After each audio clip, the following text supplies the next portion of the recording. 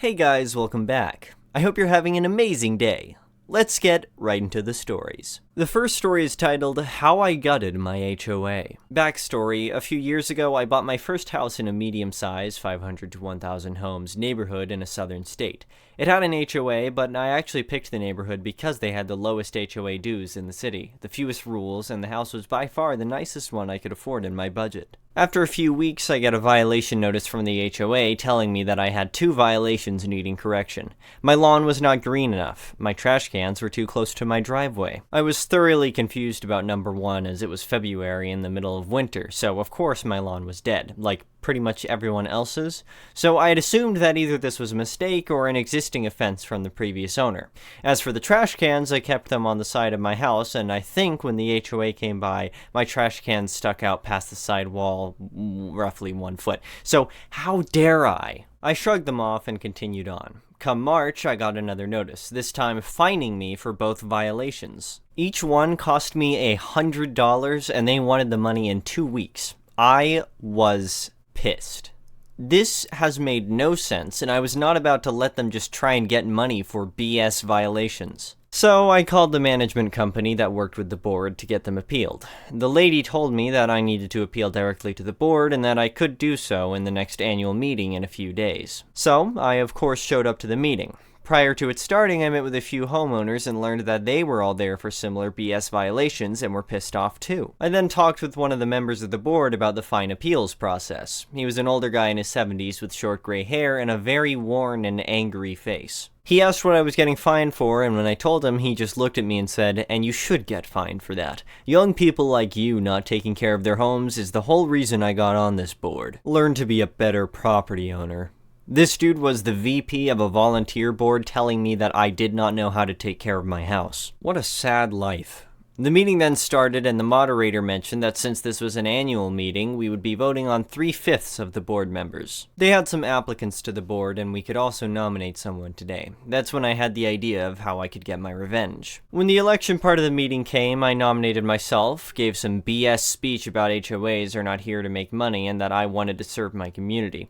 I won in a landslide, and you could see the board members getting annoyed because they had scowled during my speech. After the meeting, I appealed my violation in a very elegant way, and they agreed to waive my trash can violation. As for the grass one, apparently since I had weeds growing in my yard, like tiny patches in the corner, they were still fining me because the weeds were turning yellow after I sprayed them. I was dumbfounded how they could get away with this, but they used a technicality in the bylaws that I had signed, so I ended up losing $100.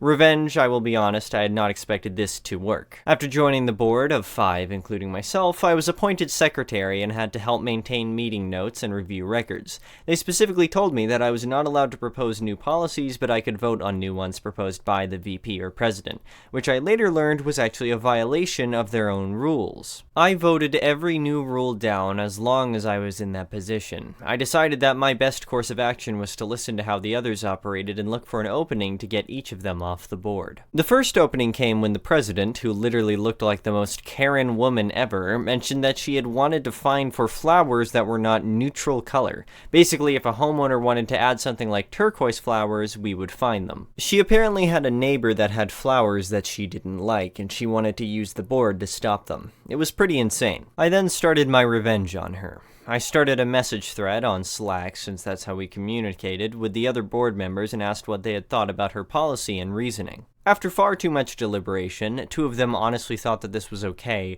We agreed that the policy went too far. I then made a long post in the main channel telling her that her actions were not only wrong, but that she should be excused from the board. When she inevitably flipped out, I called a board meeting in the following week, and the other 4 board members voted her off for targeting a community member for personal gain. She gave a sob story about how the board was her life and that the neighborhood was like her child, but I didn't care. That was 1 down. I convinced one of my good neighbor friends to join a little later on to take her spot. The next members I targeted were the treasurer and director, as I wanted to save the VP for last. They were actually pretty easy to get off the board because they were very easily swayed by public opinion. So I made a fake account on Nextdoor and waited until spring when most of the violations go out. When the letters went out, I looked for angry posts on Nextdoor. I then would comment on each one, giving them the first names of the 2 board members as the culprits and told them to come to the next HOA meeting to appeal. It worked far better than I had expected. During the next meeting, over 50 people showed up and called out those by name. It was glorious. During the open session, community members grilled those two for their poor policies, even though they did not make most of them.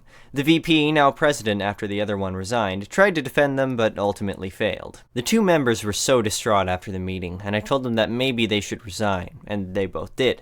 That was two more down, both of which were replaced by a couple who came to the same meeting and wanted to get rid of these rules. Finally, the board had been flipped to 4 out of 5 people wanting to get rid of all these dumb rules. The president, however, was still the same old angry, hateful man. He tried to add more rules to increase violation revenue, and we voted him down every time. He started to get annoyed, but stayed steadfast to the board. I tried a lot of tactics to get him to leave, and not much swayed him. A few months went by, and we started with a new management company. They had a much better style of property management and a website for looking through our community's records, as well as automated reports. When we got our first fines report, I hit pay dirt. The president's house appeared, and he owed around $10,000. Apparently, he had open violations that he had never paid, and the other management company hid it from the board for years, since he had been on the board for close to 7 years. So, I looked into remedies. Since his fines were over $3,000, our bylaws stated that a majority vote of the board could start an HOA foreclosure on the home,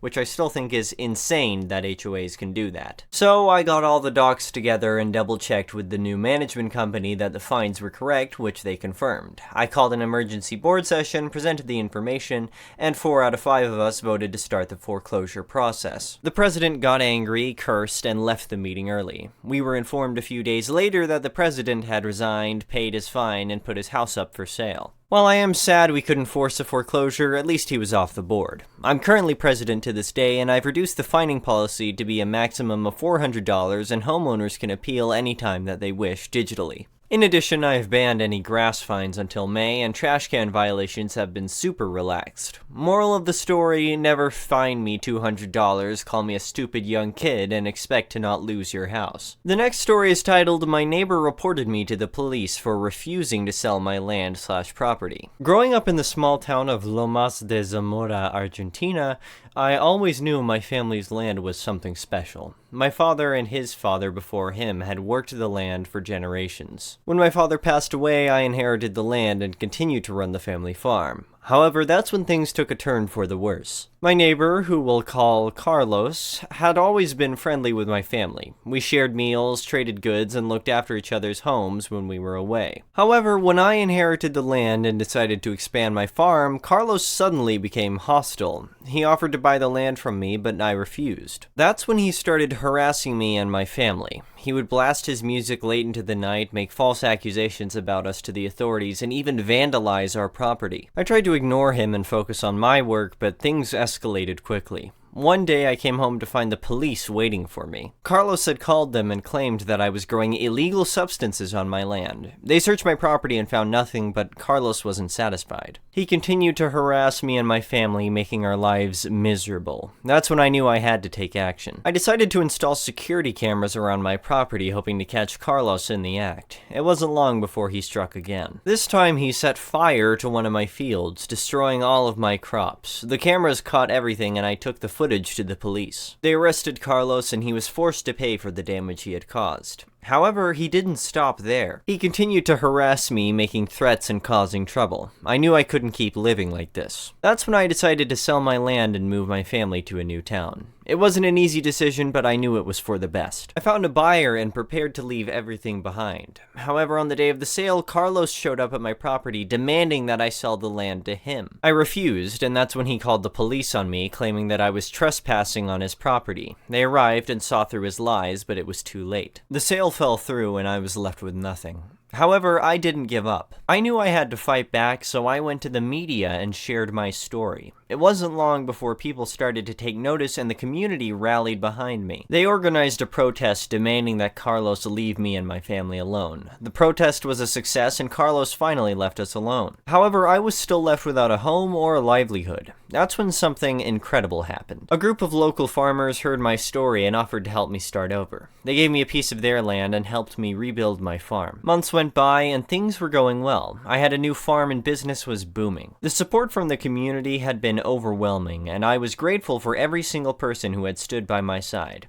However, just when I thought my troubles were behind me, Carlos showed up again. He came to my farm, unannounced, and demanded that I sell him the land that I had acquired. I tried to reason with him, but he was beyond reason. He told me that he would stop at nothing to get what he wanted, and that he would ruin me if I didn't comply.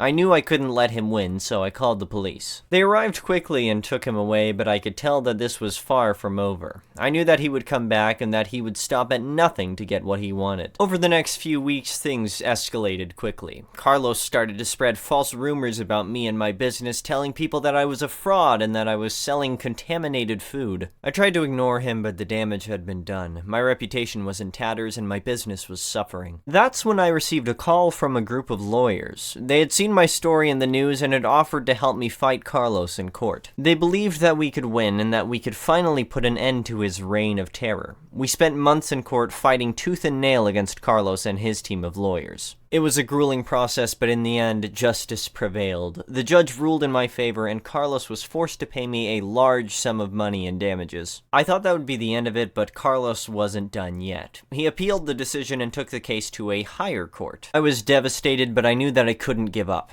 I had come too far to let him win now. The appeal process was even longer and more grueling than the first trial, but in the end, justice prevailed once again. The higher court ruled in my favor, and Carlos was finally forced to leave me and my family alone. It's been a few years since then, and I'm happy to say that I'm doing better than ever. My farm is thriving, and my business is stronger than ever. Carlos is long gone, but I know that his legacy will always be a part of me. I will never forget what he did to me and my family, but I will also never forget the kindness and generosity of those who helped me through the darkest time of my life. The last story is titled, My Mom Killed My Fake Baby. This happened in high school when I was like 16. Now I am 26 and I'm still bitter about it because it wrecked my GPA. So when I was in high school, I was in home ec for the second year in a row. At my school, we had different levels of home ec. Like how there's a Spanish 1, Spanish 2, Spanish 3. So freshman year, you did the boiled egg baby experiment, but in the higher level class, we got these fancy robotic baby dolls. The dolls had sensors in them in different spots, the mouth, the back, the bottom. We got these key fobs that were screwed into cloth diapers or built into bottles that when the baby would cry,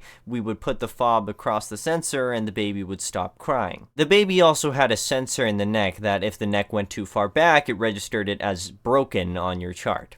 We were assigned the babies for one weekend. At this time, I was in marching band and I had games on Friday nights. I was worried that I wouldn't be able to hear the baby cry over the crowd and the band. So I asked my mom to babysit. I showed her how all the key fobs worked and all that. She said she'd do no prob, so I go to the game, do my marching band stuff, I go home. I get the baby back and my mom says that everything went well. I noticed when she gave it back that the baby did have some different baby clothes on, and she said they'd gone over to my aunt's and the cousins had dressed the baby up, but that she watched them. I got a little annoyed. Told her it wasn't a toy, that it was my grade, but she told me to calm down. So the rest of the weekend goes by, I take care of the baby, and I didn't miss anything. To be fair, I'd been watching kids since I was 14, and my job at the time was at a daycare. I got Fridays off for games, and they were closed weekends. So Monday rolls around, we turn in the babies, and they print out our reports from the computer. I got like a really low score. Like a 57 or something like that. I failed, that's for sure. I'm so mad because I didn't do anything wrong. I hadn't missed a thing. On the printout, it said that baby's neck had broken like over 10 times, had been left in a dirty diaper like 8 times, and hadn't been fed around the same amount.